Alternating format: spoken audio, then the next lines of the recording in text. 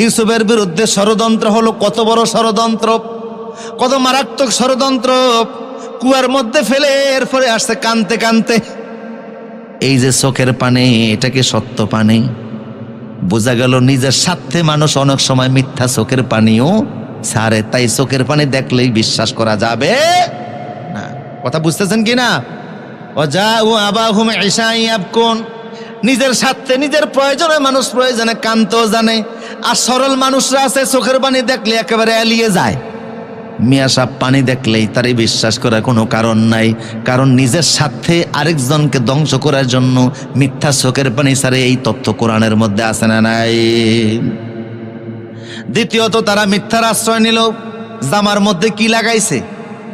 কথা কয় না, মানুষের রক্ত না ছাগলের রক্ত। ইয়াকুব আলাইহিস সালামের হাতের ভিতরে জামাটা দিয়েছে। হযরত ইয়াকুব আলাইহিস সালাম জামাটা নাড়াচাড়া করে দেখে, আমার বাবারা, বাঘটা মনে হন এক ভদ্র এবং সভ্য। আমার বাবা ইউসুফকে জামার ভিতর থেকে কামড়িয়ে কামড়িয়ে ছিঁড়ে ছিঁড়ে খেয়েছে, কিন্তু জামাটা একটু ছিঁড়ে নাই। জামা হুবাহু অক্ষত। এখন একটা আরেকটার ইশারা দিয়ে কয়, কিরে জামাটা একটু ছিঁড়তে পারছিলি না? আরেকটা কয়, মনে ছিল না, ভুলে গেছি।